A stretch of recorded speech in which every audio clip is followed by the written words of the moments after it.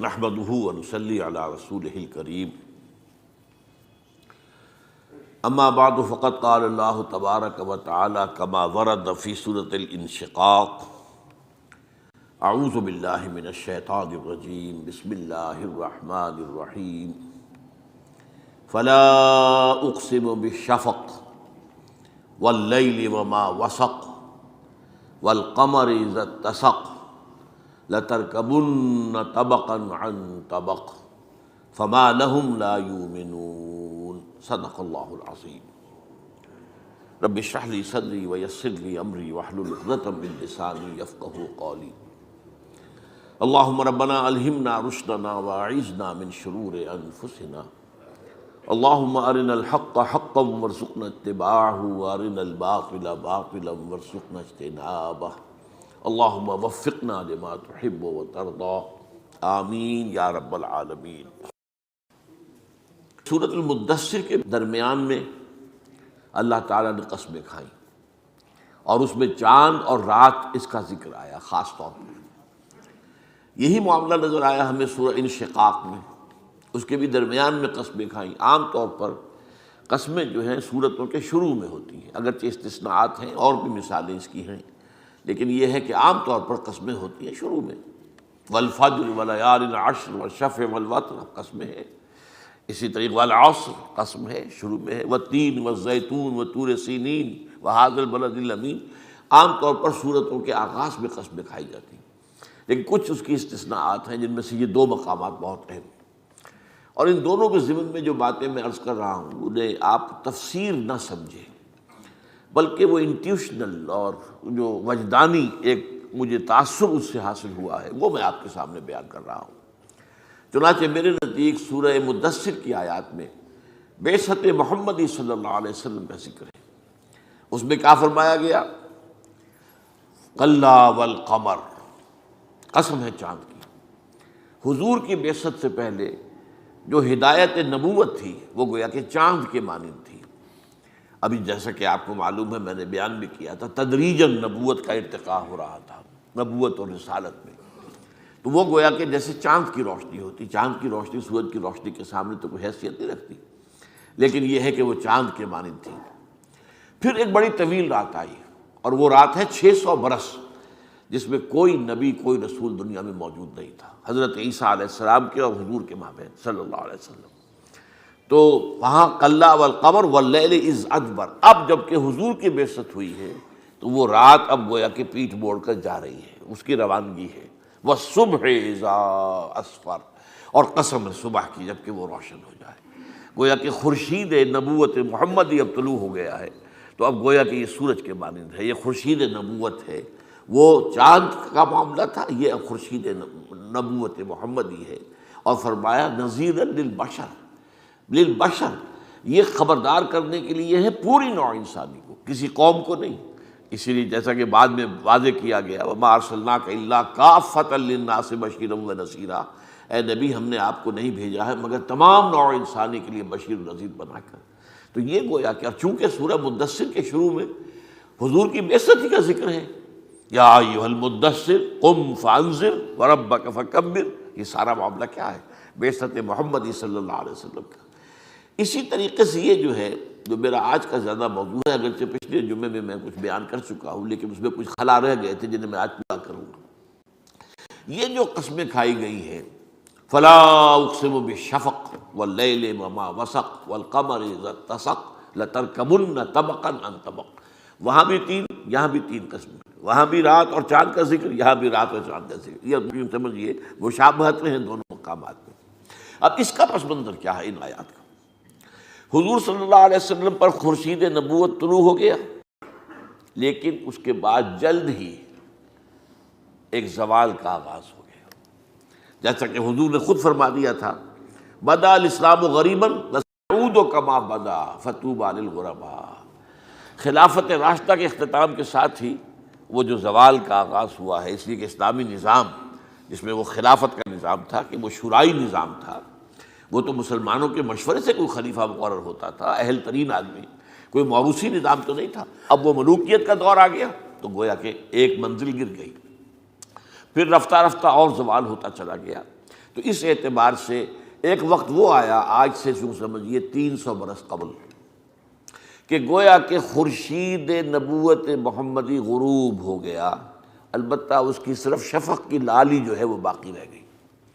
Islam as a دین پوری دنیا میں کہیں نہیں رہا، as a then, as a مذہب تو ہے، مسلسل رہا ہے، انگریز کے دور میں بھی رہا ہے، ہر جگہ رہا ہے۔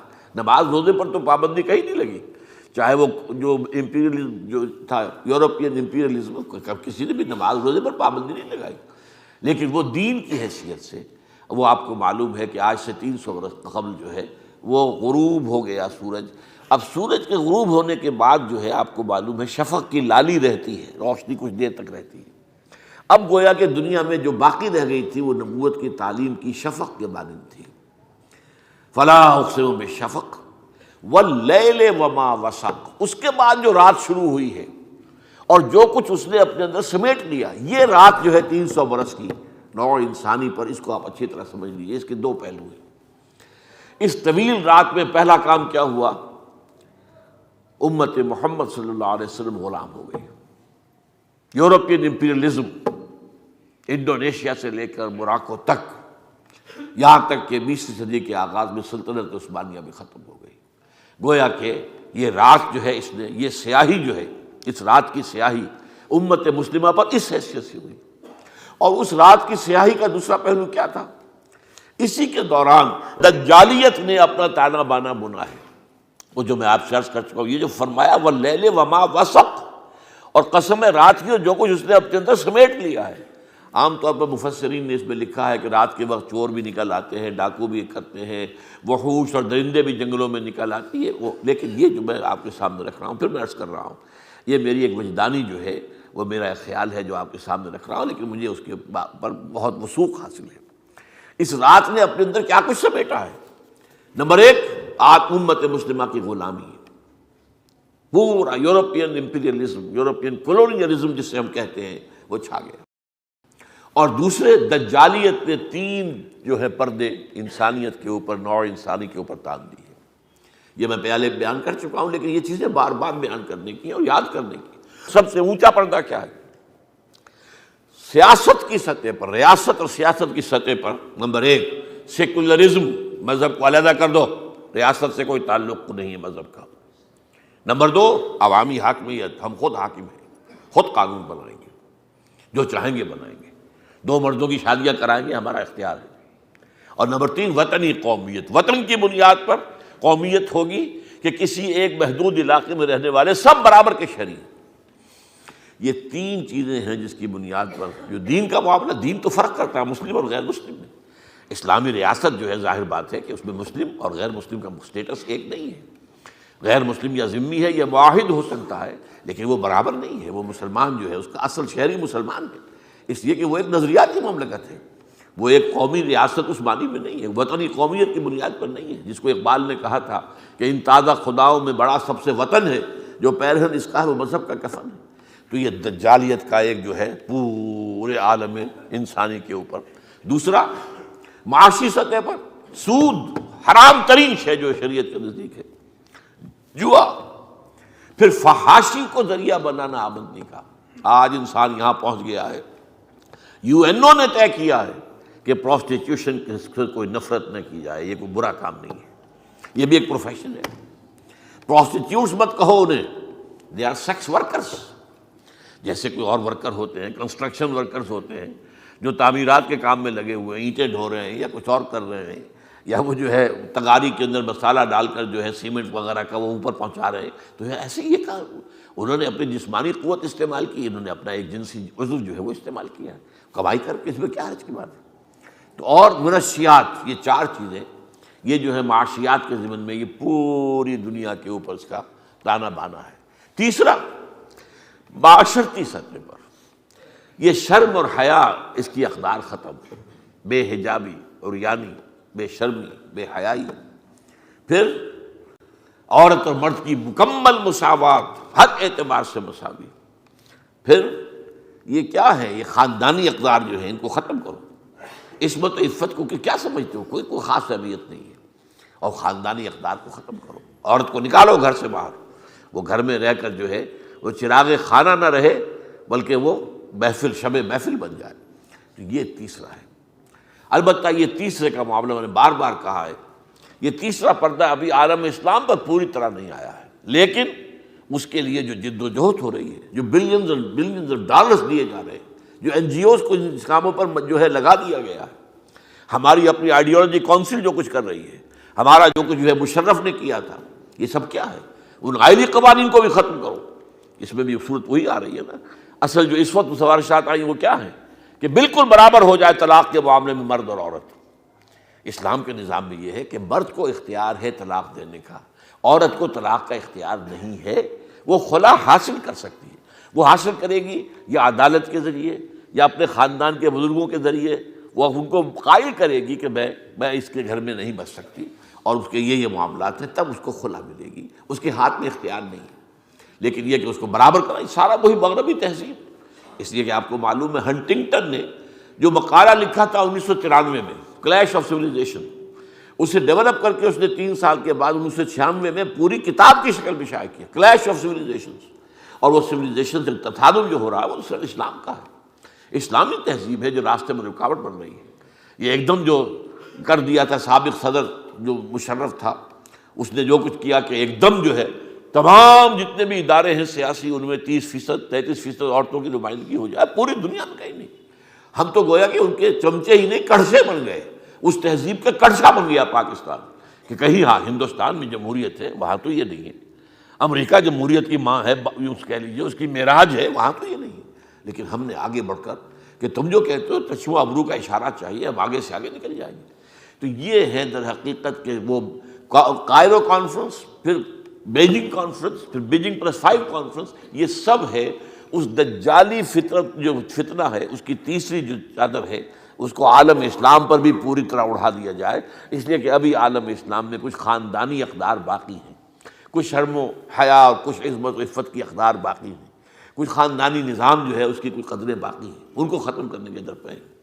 اب یہ آگے چلیے، اس کے ساتھ جو میں نے کہا کہ جو پورا عالم اسلام جو ہے وہ کولونیلزم کے تحت آ گیا تھا، اس کی جو اب شروع ہوئی ہے انتہائی کیفیت، وہ 1990 کے بعد سے شروع ہوئی۔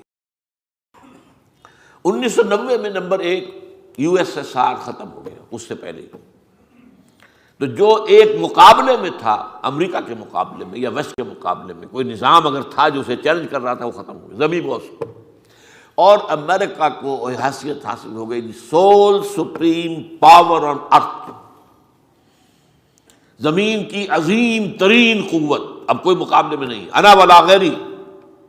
یہی وجہ ہے کہ میں نے کئی دفعہ آپ کو بتایا ہے کہ ایئر فورس چیف آیا تھا امریکہ کا، اور کراچی میں موری پور ایئر بیس پر اس نے ہمارے ایئر فورس کے آفیسرز کو خطاب کیا تھا، اس وقت کہہ دیا تھا، یہ تو کوئی 10-15 سال پہلے کی بات ہے، کہ امریکہ اس وقت ایک مست ہاتھی کے مانند ہے، جو سامنے آئے گا کچلا جائے گا۔ یہ کہہ کر گیا، کھل کر گیا۔ پہلے باتیں ڈھکے چھپے ہوتی تھی، اس لیے کہ اندیشہ ہوتا تھا کہ ایک دوسری طاقت بھی موجود ہے، ہم نے کسی ملک کو ذرا ڈرایا دھمکایا تو وہ اس کا سہارا لے لیں گے، اس کی گود میں چلے جائیں گے، اور وہ روس کے کیمپ میں چلے جائیں گے، USSR کے کیمپ کے ساتھی بن جائیں گے، جیسے کہ بھارت بنا۔ جیسا ہی ہم نے امریکہ کا سہارا لیا، بھارت فوراً جو ہے وہ روس کی جھولی میں چلا گیا، اور اسی نے کشمیر کے مسئلے کو ہمیشہ حل ہونے میں رکاوٹ ڈالی، روس نے ڈالی، USSR نے ہمیشہ ویٹو کیا۔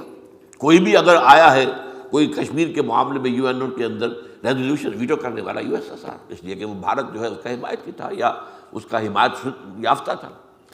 اب جیسے کہ میں نے ابھی عرض کیا تھا کہ یہ جو تیسری چادر ہے، اس کے ضمن میں خاص طور پر میں ایک آیت کا حوالہ دینا چاہتا ہوں۔ یہ جو فطرت کا نظام ہے، اللہ نے مرد کو مرد بنایا، عورت کو عورت بنایا، جسمانی فرق ہے، نفسیات کا فرق ہے، یہ سارے فرق سب تباہ کر کے اس مغربی تہذیب نے وہ کام کیا ہے جس کو سورہ نساء میں ایک جگہ پر ابلیس نے اللہ تعالیٰ کو چیلنج کرتے ہوئے کہا تھا، اے باری تعالیٰ، تو نے انسان کو، آدم کو مجھ پر فوقیت تو دے دی ہے، لیکن دیکھ میں یہ کچھ کروں گا۔ وہ لمبی آیت ہے، اس کا ایک ٹکڑا میں آپ کو سنا رہا ہوں، وَلَآمُرَنَّهُمْ فَلَيُغَيِّرُنَّ خَلْقَ اللَّهِ، میں ان انسانوں کو، بنو آدم کو حکم دوں گا اور یہ اللہ کی تخلیق کو تبدیل کریں گے۔ مرد عورتوں کا سا لباس پہنے، عورتیں مردوں کا سا لباس پہنے، اور یہ ایک زمانے میں تو ہو گیا تھا، اب کچھ کم ہو گیا، یونی سیکس ڈریس، ایک ہی قسم کا لباس ہونا چاہیے مرد کا اور عورت کا، پتہ ہی نہ چلے۔ وہ تو یہ ہے کہ اگر آپ بیک سے دیکھ رہے ہو تو پتہ ہی نہیں چلے گا کہ یہ مرد ہے یا عورت ہے، وہ تو سامنے سے تو پھر بھی شاید کوئی نظر آ جائے، ورنہ پتہ ہی نہیں چلتا۔ یہ یونی سیکس ڈریس ایک زمانے میں بڑا چرچا ہوا تھا اس کا، اور اب جیسا کہ آپ کو معلوم ہے جب دو مردوں کی شادیاں ہو رہی ہوں، دو عورتوں کی شادیاں ہو رہی ہوں، تو یہ اللہ کی فطرت، اللہ کی خلقت، اللہ کی تخلیق، اس کے خلاف بغاوت نہیں، اس کے اندر تغیر۔ فَلَآمُرَنَّهُمْ فَلَيُغَيِّرُنَّ خَلْقَ اللَّهِ، وہ اللہ کی تخلیق کے اندر تبدیلی کر دیں گے۔ بہرحال 1990 کے بعد سے میں نے عرض کیا آپ کو بتایا تھا 4-5 نکاتی ایجنڈا ہے کہ جس پر بہت مسلسل غور ہو رہا ہے، یورپ کے اندر ہو رہا تھا، اور ان کو سمجھنا ضروری ہے۔ یہ سٹرینڈز ہیں جو کہ ایک رسی کے اندر جیسے کہ ہوتی ہیں لڑیاں، ان کو آپ بٹ دیتے ہیں تو رسی بنتی ہے، تو لڑیاں کون سی ہیں؟ نمبر 1، یہ جو حیثیت حاصل ہو چکی ہے امریکہ کو سول سپریم پاور آن ارتھ کی، اس کو کیسے برقرار رکھا جائے۔ سارے تھنک ٹینکس ان کے جو ہیں اس پر لگے ہوئے تھے، تمام جو ہے اسٹیٹ ڈپارٹمنٹ ہو اور چاہے پینٹاگون ہو، وہ سب کے سب جو ہیں وہ لگے ہوئے تھے اس کے اوپر کہ اس کے اوپر غور کریں، اور تھنک ٹینکس جو ہیں یہ سوچیں کہ یہ حیثیت مینٹین کیسے کی جائے کہ یہ جو سول سپریم پاور آن ارتھ ہے اس کے مقام کو برقرار رکھا جائے۔ نمبر 2، دجالی تہذیب کی تکمیل کا ایجنڈا، وہی کلیش آف سویلائزیشن، کہ اس کا جو ایک حصہ رہ گیا ہے ابھی، اس کے ایجنڈے کا ایک حصہ بھی ذرا آدھا جو ہے پورا ہوا ہے، ابھی آدھا باقی ہے، عالم اسلام کی حد تک اس کو پورا کیا جائے۔ نمبر 3، زائنزم کا 5 نکاتی، زائنسٹ جیوز بھی ہیں، زائنسٹ کرسچنز بھی ہیں، ان دونوں کا متفق علیہ 5 نکاتی ایجنڈا ہے۔ آرمگیڈون میں گنوا رہا ہوں، کئی دفعہ بات ہو چکی ہے، آرمگیڈون بڑی عظیم جنگ ہو، کریشن آف دی گریٹر اسرائیل، عظیم تر اسرائیل کے جو اسرائیل کا جو ہے پیش نظر ہے، جو ان کا ہدف ہے۔ نمبر 3، مسجد اقصی اور قبۃ الصخرہ کو گرانا۔ نمبر 4، تھرڈ ٹیمپل وہ تعبیر کرنا، اور نمبر 5، وہاں لا کر تھرون آف ڈیوڈ، حضرت داؤد علیہ السلام کا تخت جلا کے رکھ دینا۔ یہاں تو 4 ان میں متفق نہیں۔ آگے یہ کہ عیسائیوں کا خیال یہ ہے کہ عیسائی حضرت عیسیٰ علیہ السلام زمین پر نازل ہو کر اس تخت پر بیٹھ کر حکومت کریں گے پوری دنیا پر، اور یہودیوں کا خیال ہے ان کا مسیح جس کا وہ منتظر ہیں ابھی تک، وہ آئے گا اور وہ تخت پر حکومت کرے گا، جس سے ہم کہتے ہیں کہ وہ دجال ہوگا، اور عیسائی بھی اسے دجال کہتے ہیں، جو اینٹی کرائسٹ ہوگا، جو آ کر دعویٰ کرے گا کہ میں مسیح ہوں، حالانکہ وہ مسیح نہیں ہوگا، اس سے اصلی مسیح حضرت مسیح عیسیٰ ابن مریم جو ہے علیہ الصلوۃ والسلام، وہی آ کر قتل کریں گے۔ تو یہ 5 نکاتی ایجنڈا جو ہے اس کو مکمل کرنا ہے، اور یہ تمام چیزیں جو ہیں، اور چوتھی چیز عالم ارض کے تمام قدرتی وسائل پر قبضہ کرنا، خاص طور پر تیل، باقی اور بھی منرل جو ہے، ویلتھ جو ہے دنیا کی اس کو بھی، لیکن یہ کہ خاص طور پر ویلتھ۔ یہ 4 نکاتی ایجنڈا رہا ہے جو سارے تھنک ٹینکس کا موضوع رہا، غور و فکر، سوچ بچار، جس کا نتیجہ کیا نکلا؟ امریکہ نے ایک فیصلہ کیا، یہ بہت تاریخی بات ہے، اس کو نوٹ کیجئے۔ کیا فیصلہ کیا؟ اب ہم یہ نہیں دیکھیں گے کہ کوئی ہم پر حملہ آور ہو تو ہم جواب دیں، ہمیں ذرا بھی اندیشہ ہوا تو ہم پہلے سے حملہ کر دیں، پری ایمپشن۔ ہمیں کوئی فکر نہیں ہے، نہ عالمی رائے عامہ کی کوئی فکر ہے، اور نہ ہی ہمیں کوئی یونائٹڈ نیشن سے کوئی سروکار ہے، وہ مکتی رہے جو مکنا ہو اسے۔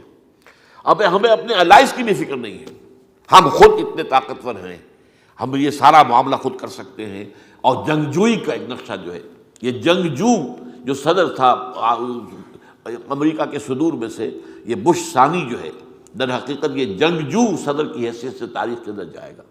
اس نے باقاعدہ جو ہے اس کو اصول بنا کر، اور اس کے لیے یہ ہے کہ انہوں نے ایک بہانہ بنایا، پرل ہاربر کا گویا کہ دوبارہ معاملہ جو کیا ہے، جس طریقے سے دوسری جنگ عظیم کے بعد پرل ہاربر کے حادثے کے نتیجے میں امریکہ جو ہے وہ جنگ دوم میں شروع ہوا تھا، جنگ عالمگیر جنگ دوم میں، اسی طریقے سے انہوں نے اب خود اپنے ٹوئن ٹاورز کو گرایا تاکہ غصہ پیدا کرے، اور الزام لگا دیا القاعدہ اور اسامہ ابن لادن پر، اور اس کے لیے کہ اس قدر جوش اور خروش پیدا کر دیا، انتقام کا جذبہ، کہ پھر اس کو ہر طرح کی جو ہے وہ سینکشن جو ہے مالی اخراجات کی وہ ملتی چلی گئی۔ یہ سارا معاملہ انہوں نے کیا اس کام کے لیے کہ اس اپنے ایجنڈے کو پورا کریں۔ اب نوٹ کرنے کی بات کیا ہے، اس کا سارے ایجنڈے کا سب سے پہلا ہدف کیا ہے؟ عالم اسلام، میں بیان کر چکا ہوں کیوں۔ نمبر 1، نزلہ بر عضو ضعیف بھی ریزت، کمزور یہی ہے، عالم اسلامی کمزور ہے۔ نمبر دو، تیل کے عظیم ترین ذخائر اس کے قبضے میں، اس کے قدموں تلے۔ نمبر تین، دجالی تہذیب کا جو آدھا حصہ بھی رہتا ہے تیسرے پردے کا، اس کے راستے میں رکاوٹ یہی علاقہ ہے، یہیں پر ہے ابھی وہ تہذیب جس میں عورت کا معاملہ عورت ہے، مرد ہے، عورت کا اور دائرہ کار ہے، مرد کا اور دائرہ کار ہے، عورت کے کچھ اور فرائض ہیں، مرد کے کچھ اور فرائض ہیں، عورت کے کچھ اور حقوق ہیں، مرد کے کچھ اور حقوق ہیں۔ وَلِلرِّجَالِ عَلَيْهِنَّ دَرَجَةٌ، مردوں کو عورتوں کے اوپر ایک فوقیت کا درجہ حاصل ہے، یہ قرآن کہتا ہے نا۔ یہ تو ساری نفی ہے۔ آج جو کہا جا رہا ہے کہ بالکل برابر ہر اعتبار سے، بالکل بکواس ہے، برابر نہیں ہے۔ اللہ تعالیٰ نے بنایا ہے، اللہ نے فرمایا ہے وَلِلرِّجَالِ عَلَيْهِنَّ دَرَجَةٌ الرِّجَالُ قَوَّامُونَ عَلَى النِّسَاءِ، یہ سارا قرآن مجید کا فلسفہ ہے، تو اس کو بھی مکمل کرنا ہے۔ اور نمبر چار، زائنزم کا جو ایجنڈا ہے وہ تو ظاہر بات ہے مشرق وسطیٰ سے متعلق ہے، وہیں پر گرانا ہے نا مسجد اقصیٰ کو اور قبۃ الصخرہ کو، اور ظاہر بات ہے کہ وہیں پر جو ہے گریٹر اسرائیل بننا ہے۔ یہ سارے ممالک اسی میں آئیں گے نا، عراق بھی آئے گا جو ان کا نقشہ ہے، پورا شام، جو شام کے یہ حصے ہیں اب جو، ورنہ یہ پورا ایک ملک ایک شام تھا، لبنان ہو، شام اس وقت کا سیریا ہو، یا یہ کہ جارڈن ہو، یہ سب ایک ملک تھا۔ بلاد شام، عراق عرب، شام عرب، قدیم زمانے میں یہ دو تھے۔ تو یہ اس پورے کو پھر مصر کا حصہ لینا ہے انہوں نے، سینائی پیننسولا پورا لینا ہے، سوا اس میں تو کوہ سینا ہے جہاں حضرت موسیٰ علیہ السلام کو اللہ تعالیٰ سے جو ہم کلام ہونے کا شرف حاصل ہوا، جہاں انہیں وہ 10 کمانڈمنٹس دیے گئے، جو پتھر کی تختیوں پر لکھے ہوئے احکام عشرہ دیے گئے، وہ تو کہاں ہے؟ سینائی سینا کے اندر ہے۔ پھر یہ کہ جہاں پر آباد رہے ہم کئی سو برس تک، جو حضرت یوسف علیہ السلام کے زمانے میں چلے گئے تھے، سارے کے سارے بھائی پھر حضرت یوسف علیہ السلام کے اپنے خاندانوں سمیت آ گئے تھے، حضرت یعقوب بھی آ گئے تھے، تو وہاں رہے کئی برس تک، وہ بھی لینا ہے۔ پھر یہ کہ عرب کا بھی شمالی حصہ لینا ہے، جس میں کہ مدینہ بھی شامل ہے، خیبر وغیرہ تو ہے ہی، وہ تو ہمارے ہیں ہی، تھے ہی، لیکن مدینہ کے اندر بھی 3 قبیلے تھے یہودیوں کے، وہاں سے ان کو نکالا گیا تھا، لہذا وہ بھی ہمیں لینا ہے۔ اسی طرح ترکی کے جنوب کا حصہ بھی ہمیں لینا ہے۔ تو یہ سارا ایجنڈا جو ہے اس کا تعلق تو مڈل ایسٹ سے ہے، تو مڈل ایسٹ کا ایک نیا نقشہ بنانا یہ پیش نظر ہے، وہ شائع بھی کر رہے ہیں اس کو، اس کے سامنے اس کی طرف اقدام کرنے کے لیے۔ تو یہ در حقیقت 4 وہ اسباب ہیں جن کی وجہ سے اصل میں اس نئے، جس کو بھی میں کہوں گا نیو ورلڈ آرڈر جس کو کہا تھا، بش اول جو تھا اس کا باپ موجودہ بش کا، اس نے جیسے ہی عراق کا تہس نہس کیا تھا معاملہ، صدام پر حملہ کر کے اور اس کی فوج کا بھرکس نکالا، اس کے بعد اس نے کہا تھا اب نیو ورلڈ آرڈر کا وقت آ گیا ہے۔ یہ گویا کہ اس ایجنڈے کا آخری حصہ جو ہے اس کی تکمیل کا وقت آ گیا۔ اور یہ بش ثانی جو ہے اس کا بیٹا، وہ بھی ایونجلسٹ تھا، یہ بھی ایونجلسٹ ہے، وہ بلی گراہم کا مرید تھا، یہ اس کے بیٹے کا مرید ہے، اور یہ جو ہے یہ کہتا ہے وہ تو خدا نے حکم دیا ہے جنگ کرو، میں نے جنگ کی ہے، مجھے خدا نے حکم دیا ہے کہ یہ بمباری کرو، میں نے بمباری کی ہے۔ یہ بڑا کٹر قسم کا عیسائی ہے، اور اس نے، یہ میں پچھلے جمعے میں آپ کو بتا چکا ہوں، 2005 عیسوی میں 40 ارب ڈالر اس نے دیے ہیں، جو کہ یہ عیسائیوں کی مذہبی تنظیمیں ہیں، وہ زیادہ جو نیو کونز والے کہلاتے ہیں، اور جن کا معاملہ جو ہے ایونجلسٹ کہلاتے ہیں، بورن اگین کرسچنز کہلاتے ہیں، یہ لوگ جو ہیں کہ 40 ارب ڈالر اس نے دیا۔ تو اس معاملے کے اندر جو ہے یہ ہے وہ معاملہ جو آج میں چاہتا ہوں کہ اب ذرا آپ ایک ایک کر کے عالم اسلام کے ممالک کا مختلف معاملہ سمجھ لیں۔ اس میں سب سے پہلا ہدف بنا ہے افغانستان۔ یہ کیوں؟ وہ جو 4 میں نے آپ کو لڑیاں بتائی ہیں، یہ جو بٹی ہوئی ہیں، اب ان کے حوالے سے دیکھیے، افغانستان میں عظیم ترین بات جو ہوئی وہ یہ کہ نظام اسلامی کی ایک ہلکی سی جھلک دنیا نے دیکھ لی۔ یہ وہ چیز ہے جو کسی صورت میں شیطان کو اور اس کے چیلوں کو اور اس کے جنڈوں کو گوارا نہیں۔ وہ تو اقبال نے جو نظم لکھی تھی، کب لکھی تھی ذرا نوٹ کیجئے، 1936 کے اندر، اور اس میں جو ابلیس کی زبان سے انہوں نے کہا ہے کہ مجھے یہ اندیشہ ہے، عصر حاضر کے تقاضاؤں سے ہے، لیکن یہ خوف ہو نہ جائے آشکارا شرع پیغمبر کہیں، شرع پیغمبر، شرع محمد صلی اللہ علیہ وسلم، اس کی برکات کا کہیں ظہور دنیا میں نہ ہو جائے۔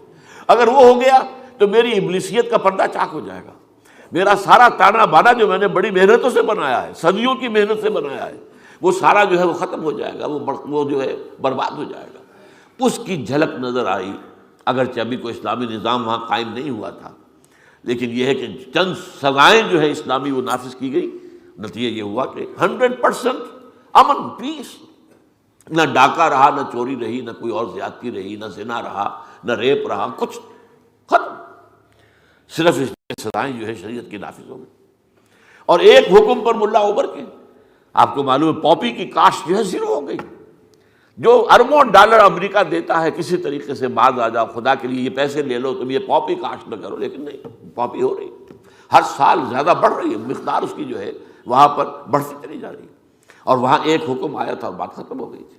تو یہ نظام جو ہے اگر کہیں یہ بڑھ گیا اور اس نے کوئی شکل اختیار کر لی جو جدید جو تصورات ہیں ریاست کے ان کے بھی مطابق ہو جائے، اور اسلامی تمام اقدار اس کے اندر موجود ہوں، خلافت راشدہ کے اصول بھی موجود ہوں، اور عہد حاضر کے جو بھی انسٹیٹیوشنز ڈیولپ ہوئے ہیں وہ بھی پورے طور پر بروئے کار آ جائیں، تو گویا کہ ابلیسیت کا خاتمہ ہو جائے گا۔ اب یہی وجہ ہے، نوٹ کیجئے، یہ بڑے عظیم تاریخی حقائق ہیں۔ تاریخ انسانی کا جتنا بڑا کولیشن بنا ہے افغانستان پر حملے کے لیے، وہ پھر کبھی نہیں بنا، اس سے پہلے بنا نہ اب بنے گا۔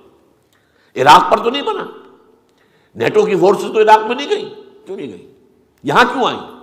اس لیے کہ الکفر ملت واحدہ، اور ملت واحدہ کو سب سے بڑا اندیشہ اسلام سے، لہذا چاہے وہ امریکہ ہو، چاہے وہ یورپ ہو، اسی طریقے سے ان کو جو ہے پشت پناہی حاصل رہی ہے، روس کی بھی اور چین کی بھی۔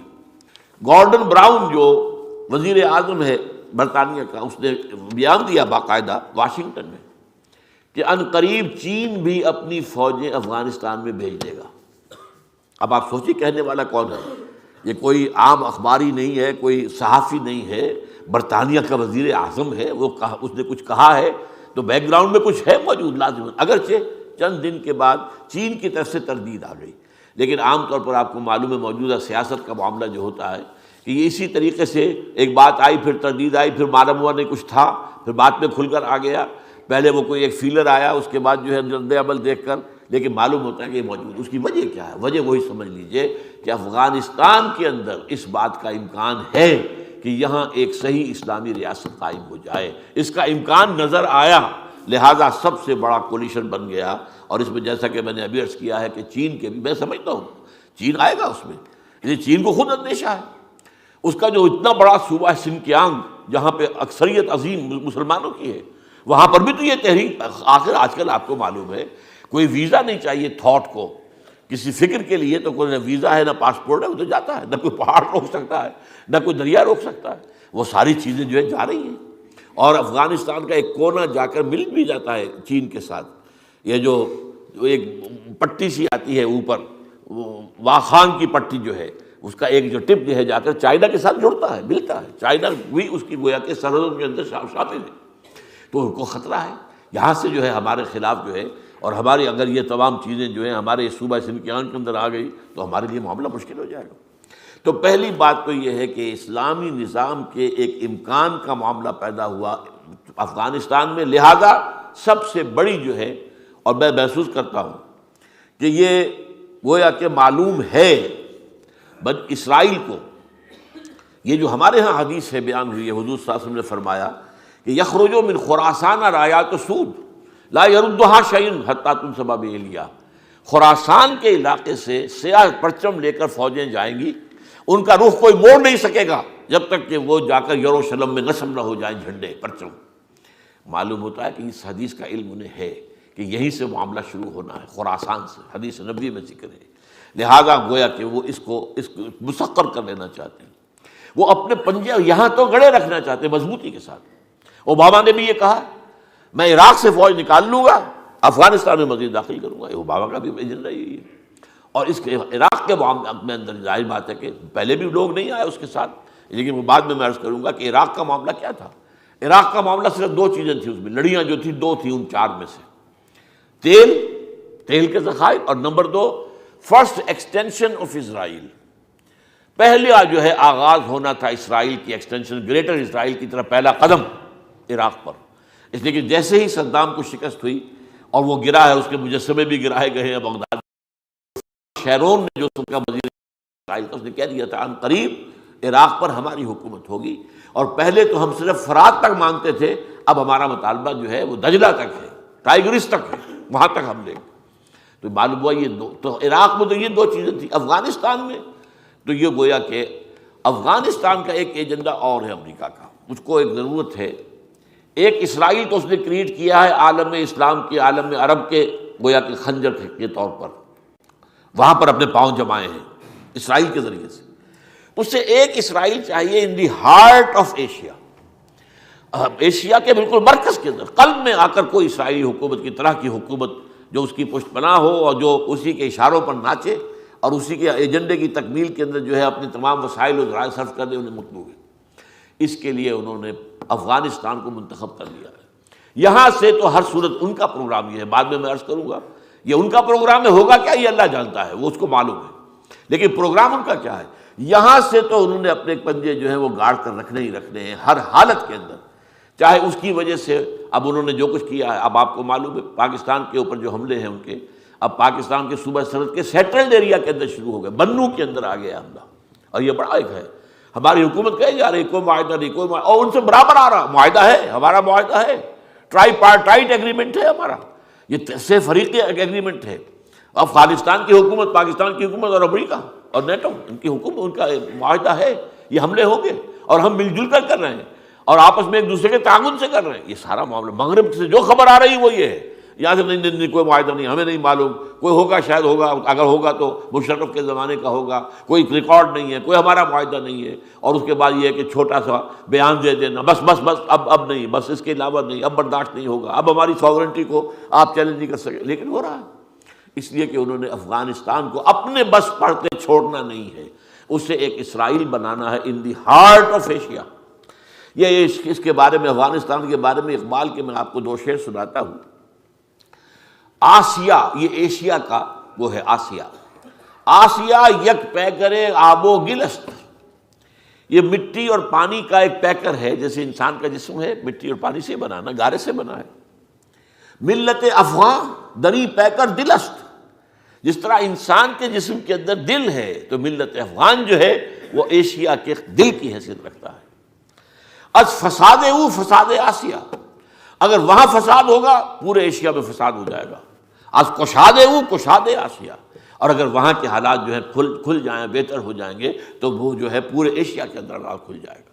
تو اس کو وہ چاہتے ہیں اپنا اسرائیل بنانا، اور جیسا کہ میں نے آپ سے کیا کہ اس کے ضمن میں چونکہ وہ حدیث بھی موجود ہے، اور یقیناً اسرائیلیوں کے علم میں ہوگی، یہ لوگ بہت ریسرچ کرتے ہیں ان کے سامنے، چنانچہ جو ایک حدیث میں آیا ہے کہ صرف ایک درخت غرقد کا ہوگا کہ جو یہودیوں کو پناہ دے گا جب حضرت مسیح علیہ السلام کا نزول ہوگا، اور اس کے بعد جو یہودیوں کا قتل عام ہوگا تو اس وقت ایک درخت ہوگا جو یہودی کو پناہ دے گا، غرقد، باقی کوئی درخت بھی پناہ نہیں دے گا۔ جو اگر کوئی یہودی اس کے پیچھے چھپے گا تو درخت پکار کر کہے گا کہ اے عبداللہ، اے مسلمان، آ میرے پیچھے یہ چھپا ہوا یہودی سے قتل کر۔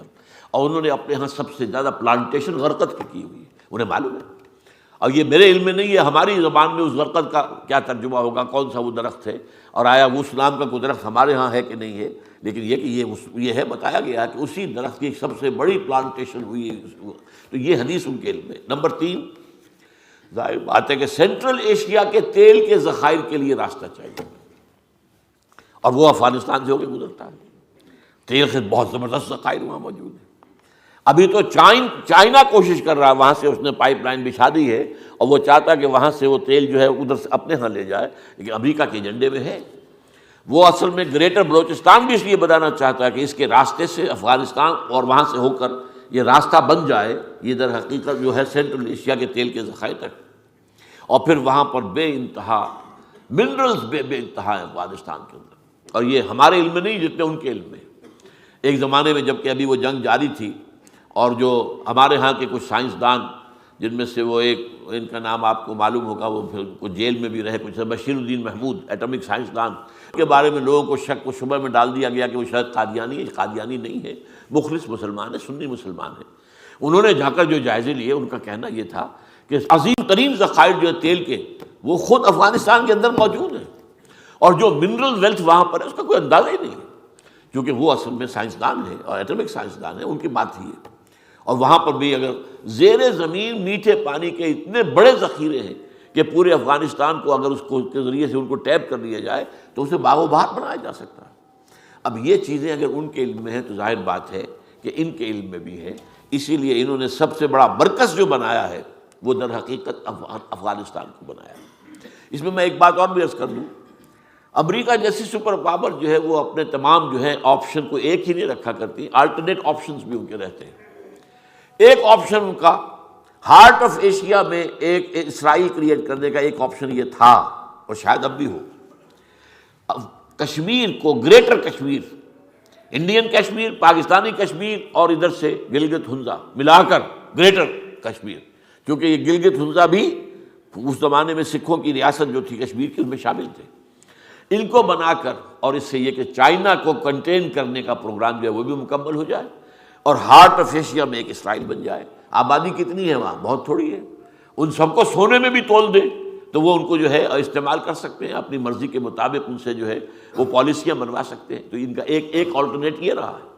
یہی وجہ ہے کہ ایک رابن رافیل ہوتی تھی، اس رابن رافیل کی بیوی کے جو ضیاء الحق صاحب کے ساتھ حادثے کے اندر ہلاک ہوا، سفیر جو تھا، اس کی بیوی مسز رابن رافیل، وہ وہاں پر under secretary of state for South Asia تھی اس زمانے میں. اس نے باقاعدہ بیان دیا تھا، اس نے کہا تھا کہ ہم بھارت سے اس کا کشمیر لیں گے، پاکستان سے اس کا کشمیر لیں گے، ناردرن ایریاز لیں گے، اور پاکستان نے جو کچھ رقبہ دے دیا تھا لداخ کا علاقہ جو چین کو، وہ بھی واپس لیں گے، اور ان سب کو ملا کر ایک گریٹر کشمیر قائم ہوگا. وہ تو بھارت اس وقت تک جو ہے وہ امریکہ کے پھندے میں پھنسا نہیں تھا. بھارت کے وزیر داخلہ نے کہہ دیا تھا اس وقت فلور آف دی ہاؤس کے اوپر کہ امریکہ کی اپنی نیت خراب ہو چکی ہے کشمیر کے بارے میں. وہ اڑا رہا. اب ظاہر بات ہے کہ بھارت بھی اس کی جھولی میں ہے، یہ بھی ہو سکتا. ایک اور بھی اسکیم سامنے آئی ہے، اور یہ پاکستان کے ایک سرونگ میجر آرمی کے انہوں نے آ کے مجھے بتایا، جو آج کل ناردرن ایریا کے اندر ہی کام کر رہے ہیں، کہ وہاں تو بڑا شدید اندیشہ پیدا ہو رہا ہے کہ اسماعیلی ریاست قائم ہو جائے گی. وہاں بہت عرصے سے بہت پیسہ جو ہے اسماعیلیوں نے، آغا خان نے، وہ جو وہاں پر لگایا ہے، اس کی وجہ سے اس کا امکان موجود ہے کہ گریٹر جو ہے وہ اسماعیلی ریاست قائم ہو جائے. بہرحال یہ ان کے آپشنز ہیں. بہرحال اب آئیے اب پاکستان کی طرف. پاکستان کا معاملہ کیا ہے؟ سب سے پہلے اسلامک فنڈامنٹلزم کا فکری اور علمی گڑھ وہ پاکستان، لہذا اس قلعے کو ختم کرنا، مسمار کرنا جو ہے وہ ان کے لیے لازم ہے. نمبر 2، واحد اسلامی مسلمان ایٹمک پاور ہے. تو وہ جو گریٹر اسرائیل کا نقشہ ہے اس کو شروع کرنے سے پہلے اس پاکستان کے ایٹمی دانت توڑنے ضروری ہیں، ورنہ اگر وہ معاملہ شروع ہو گیا تو جو طوفان اٹھے گا پورے عالم اسلام کے اندر عوامی سطح پر، وہ حکومتوں کو بہا کر لے جائے گا. اور اس وقت خطرہ موجود ہے کہ کہیں فنڈامنٹلسٹ حکومت پاکستان میں قائم نہ ہو جائے. ان کے ہاتھ میں اگر ایٹمک ہتھیار آ گئے تو پھر ظاہر بات ہے کہ وہ استعمال بھی ہو سکتے ہیں، ہمارے خلاف استعمال ہو سکتے ہیں. لہٰذا اس کے ایٹمک دانت توڑنا یہ ان کے پروگرام میں شامل ہے، کم سے کم دانت توڑ دیے جائیں. نمبر 3 یہ کہ چائنا کا گھیراؤ مکمل کرنے کے لیے، اس لیے کہ یہی آؤٹ لیٹ ہے چائنا کو جو ملا ہوا ہے. چائنا نے بہت انویسٹ کیا ہے پاکستان میں. یہ جو شاہراہ ریشم بنائی ہے، کتنا پیسہ خرچ ہوا اس کا، کتنے فوجیوں نے اس کی جانیں دی ہیں وہاں پر. یہ پہاڑوں کے جو ہے ان کو تو کاٹ کاٹ کر سڑکیں بنانا کوئی آسان کام تھا؟ اس میں ہماری جو ہے آرمی نے بھی کام کیا ہے بہت، لیکن یہ کہ بہت بڑا حصہ اس میں چائنیز کا ہے، انہوں نے بنایا.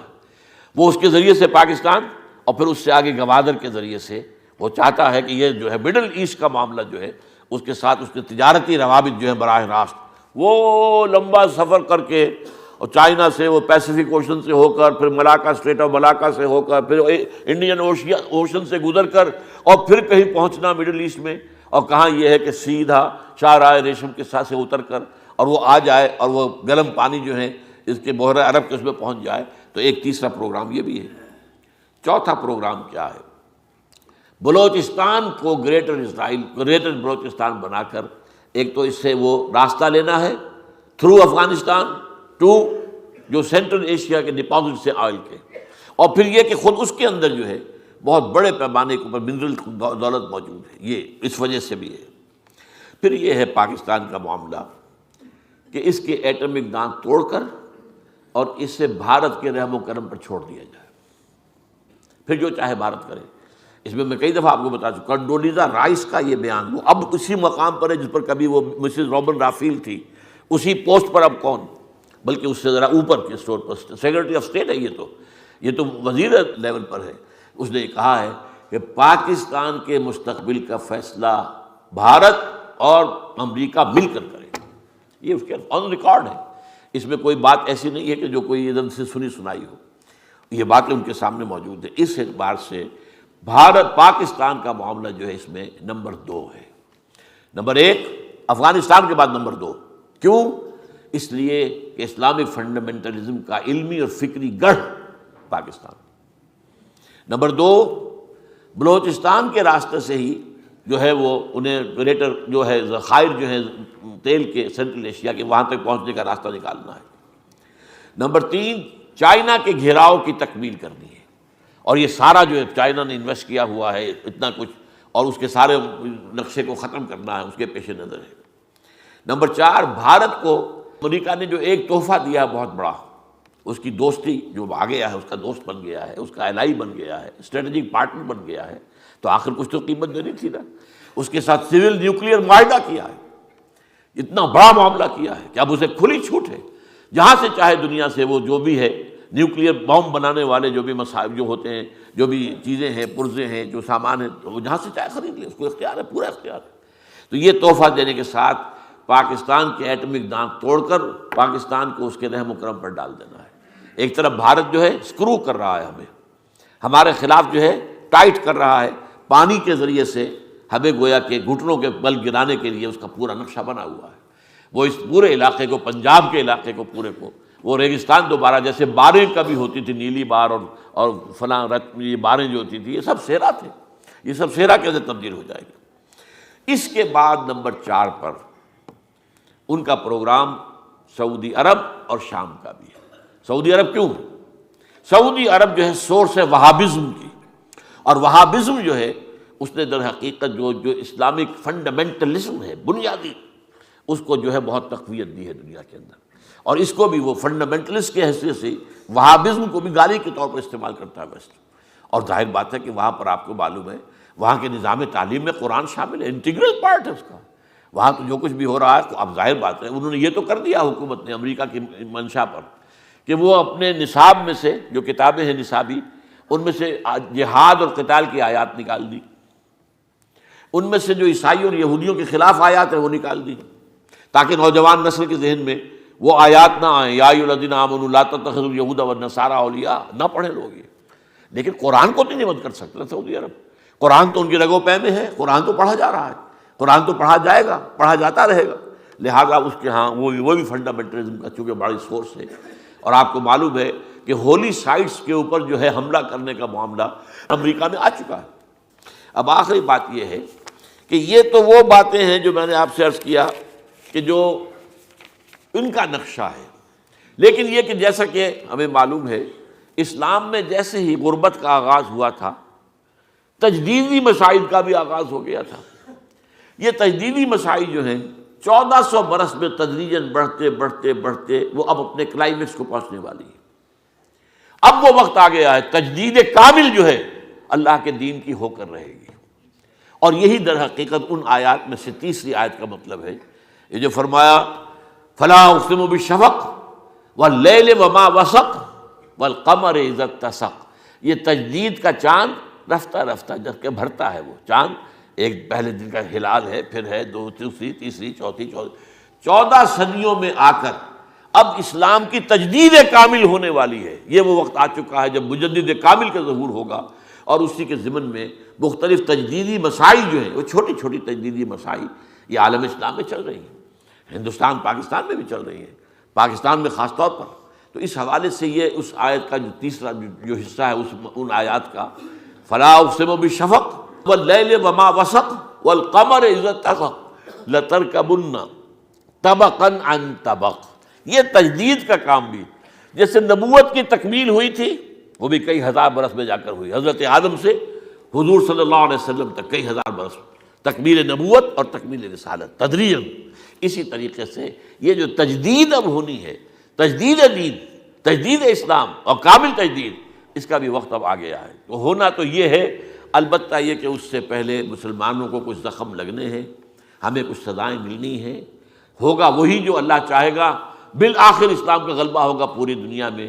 یہ چمن معمور ہوگا نغمہ توحید سے، یہ ہو کر رہے گا، لیکن اس سے پہلے عالم عرب پر اللہ تعالیٰ کی طرف سے کوئی سختیاں، کوئی عذاب کے کوڑے، اور اسی طریقے سے ہو سکتا ہے کہ ہم پر، کیونکہ نمبر 2 مجرم ہم ہیں، ہم نے اسلام کے نام پر ملک بنایا اور 61 برس ہو گئے، وہ اسلام ہمارے سامنے کہیں نہیں ہے، وہ اسلام کا نظام عدل اجتماعی کہیں نہیں ہے، لہذا ہم مجرم ہیں، بہت بڑے مجرم ہیں۔ اللہ معاف کر دے، ہمیں اور مزید مہلت دے دے، اس کے لیے دعا ہم کر سکتے ہیں، لیکن اونچ نیچ ہونے کے بعد لَتَرْكَبُنَّ طَبَقًا عَن طَبَقٍ، لازماً تم چڑھو گے درجہ بدرجہ، یہ ہونا ہے، ہو کر یہی رہے گا بالآخر کہ اسلام کا بول بالا ہوگا اور تجدید ہوگی دین کی کامل انشاءاللہ العزیز۔ اب اس میں ہر شخص کا معاملہ یہ ہے کہ وہ اپنی جگہ سوچے اس کا کنٹریبیوشن کیا ہے۔ ایک کام ہونا تھا وہ ہو گیا، حضور کے دستے مبارک سے ہو گیا، ابو جہل محروم رہ گیا، ابو لہب محروم رہ گیا، وہ محروم رہے، ابو بکر جو ہے آگے آ گئے، اور علی آگے آ گئے، عمر آگے آ گئے، حمزہ آگے آ گئے۔ تو یہ تو پھر ہر شخص کا اپنا معاملہ ہے، کون آگے رہتا ہے کون پیچھے رہتا ہے، جیسے کہ فرمایا نذیرا للبشر لمن شاء منکم ان یتقدم او یتأخر، اب جو چاہے وہ آگے بڑھ جائے، جو چاہے پیچھے رہ جائے۔ ایک دفعہ جو ہے نبوت کا خورشید تو طلوع ہو چکا ہے، اب کون ہے جو آگے بڑھتا ہے، تصدیق کرتا ہے، اور کون وہ ہے جو پیچھے رہ جاتا ہے؟ پیچھے رہنے والے محروم رہ جائیں گے، سامنے آنے والے، تصدیق کرنے والے، یہ اللہ کی رحمتوں کے اہل قرار پائیں گے۔ اسی طرح اب ہے تجدید کامل تو ہونی ہے، ہو کر رہنی ہے، لیکن یہ کہ اب اس کے اندر کون ہے کہ جو اپنا حصہ ڈالنے کو تیار ہو، کون اپنے جسم و جان کی توانائیاں اس کے اندر صرف کرنے کو تیار ہو، کون اپنے مالی وسائل و ذرائع کو اس کے لیے صرف کرنے کے لیے تیار ہو۔ اقول قولی ھذا واستغفر اللہ لی ولکم ولسائر المسلمین والمسلمات۔